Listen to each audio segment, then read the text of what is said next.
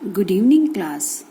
आज partnership chapter के अंदर हम लास्ट टॉपिक है इसका रिकॉन्स्टिट्यूशन का, death of a partner start करेंगे। डेथ ऑफ अ पार्टनर के अंदर क्या है बेटा, ये टॉपिक 90% तो सिमिलर है हमारे रिटायरमेंट ऑफ अ पार्टनर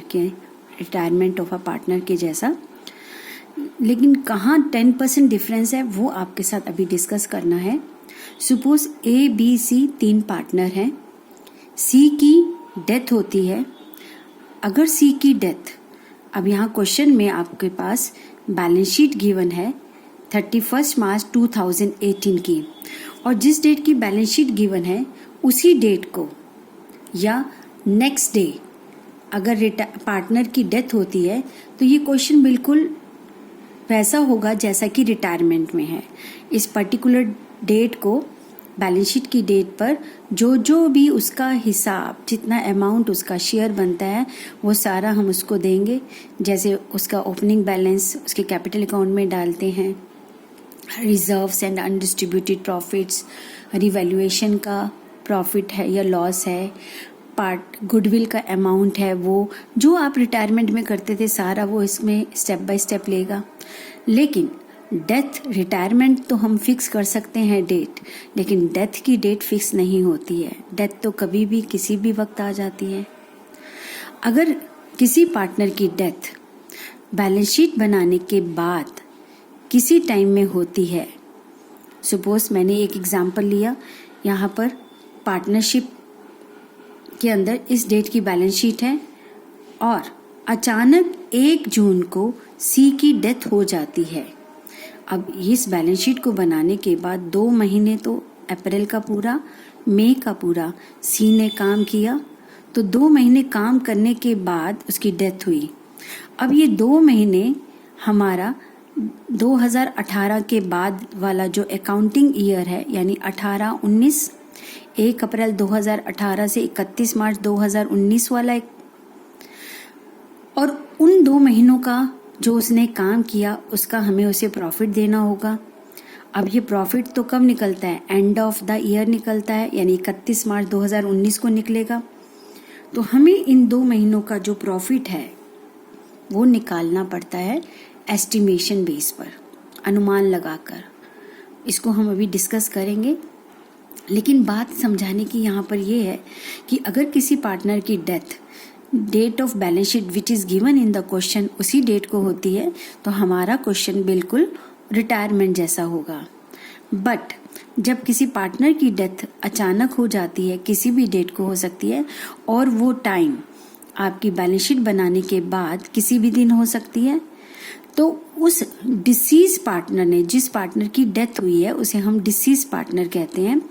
तो डिसीज पार्टनर ने बैलेंस शीट बनाने के कितने दिन तक काम किया, कितने महीने काम किया, कितना टाइम काम किया, उस टाइम पीरियड का बेनिफिट भी हमें उसे देना होगा, सी को देना होगा।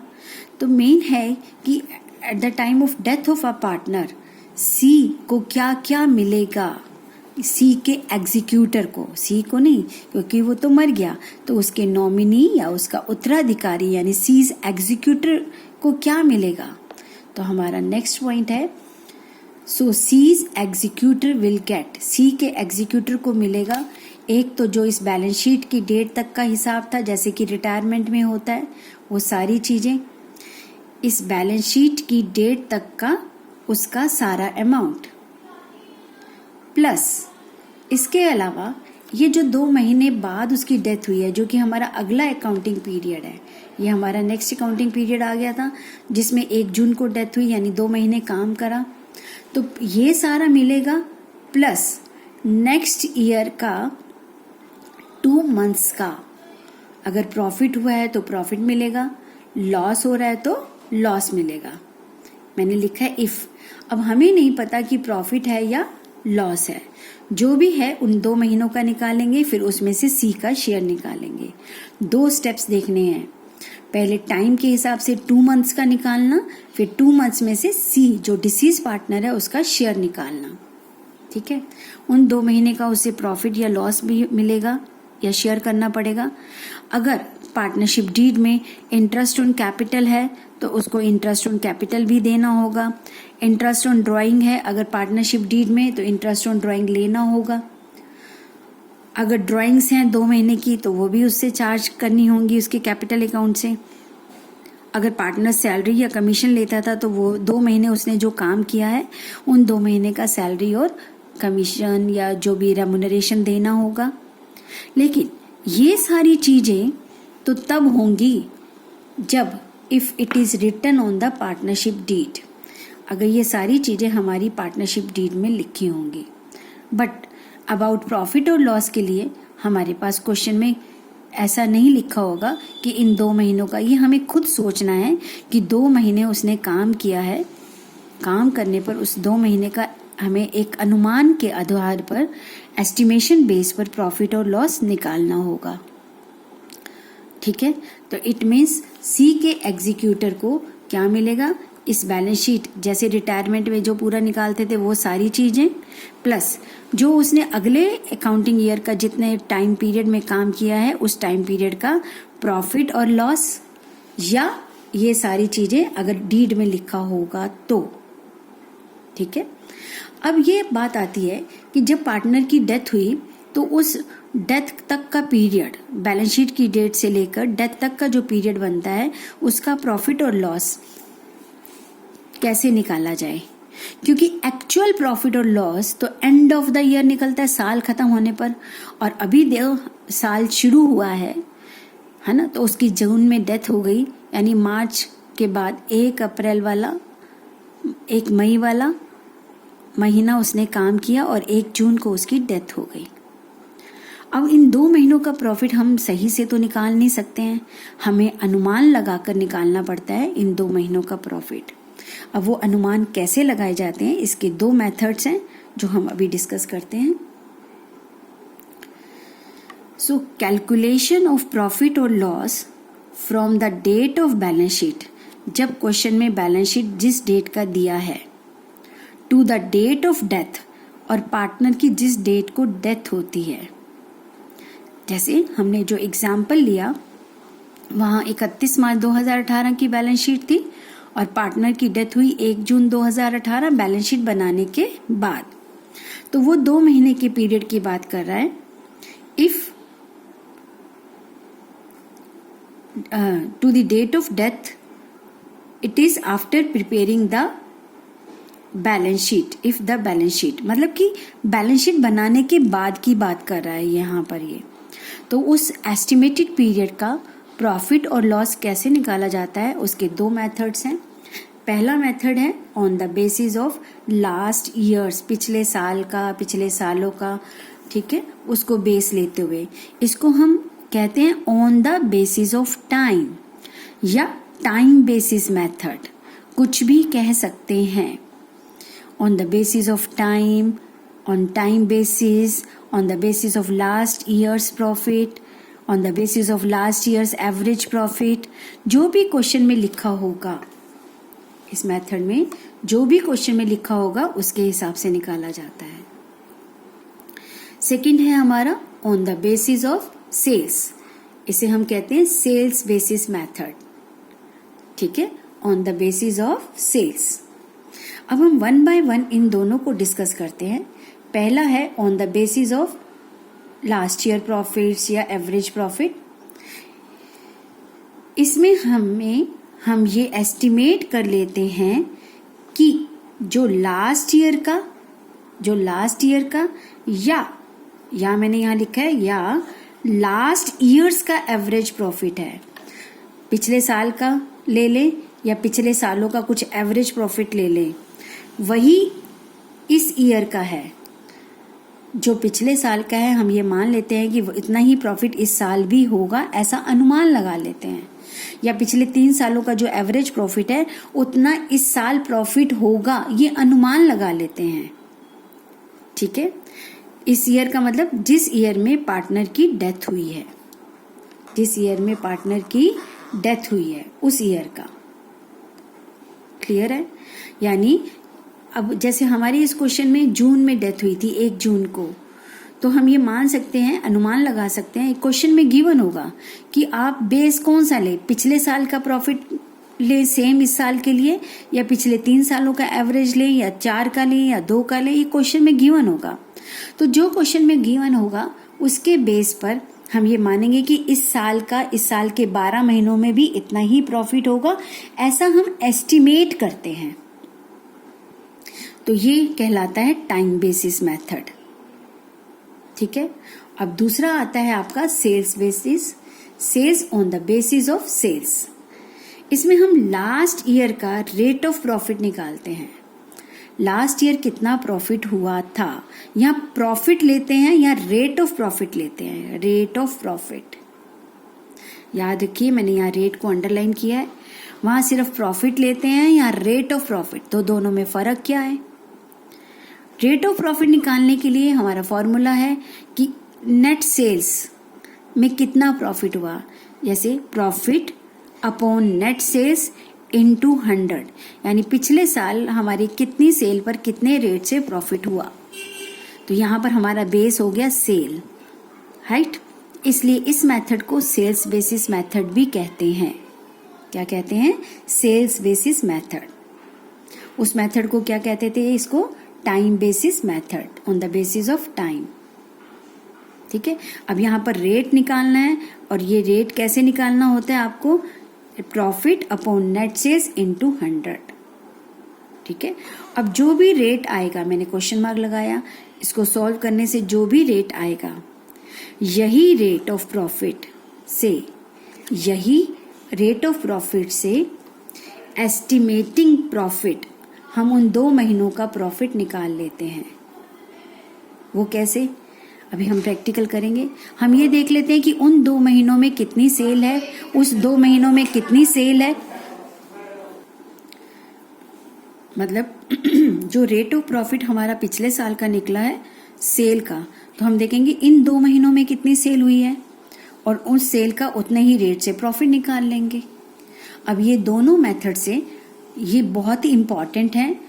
इस बार इनमें से किसी एक मेथड पर 3 या 4 नंबर का क्वेश्चन आ सकता है।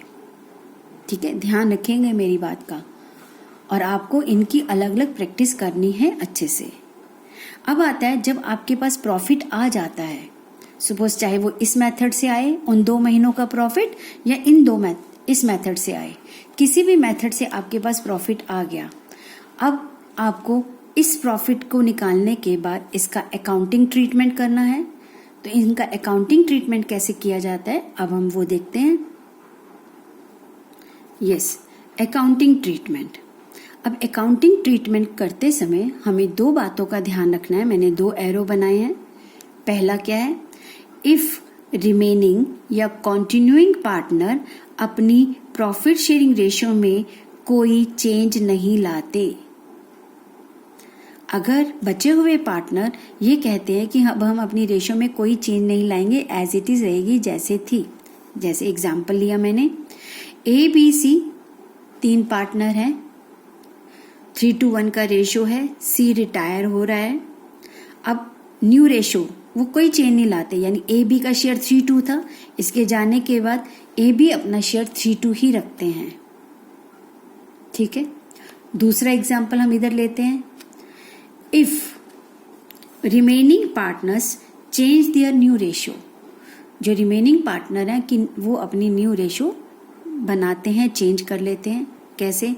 सेम एग्जाम्पल, 3:1 पार्टनर है ABC, उनकी अब उन्होंने new ratio A and B ने डिसाइड की कि 1:1 रखेंगे। इस क्वेश्चन में कुछ नहीं रखा, एज इट इज रखी उन्होंने जो उनकी थी। इस क्वेश्चन में यहाँ पर इन्होंने क्या कर ली, न्यू रेशियो 1:1। तो हमारे पास 2 सिचुएशंस होंगी, जब न्यू रेशियो गिवन होगी चेंज करने के बाद, दूसरा जब न्यू रेशियो गिवन नहीं होगी, या ये लिखा होगा उनकी न्यू रेशियो जो है वो एज इट इज पुराने रिलेशन वाली ही है। तो ऐसे में हमें अकाउंटिंग ट्रीटमेंट कैसे करना है, पहले हम इस केस को देखते हैं जब रेशियो चेंज नहीं है, न्यू रेशियो।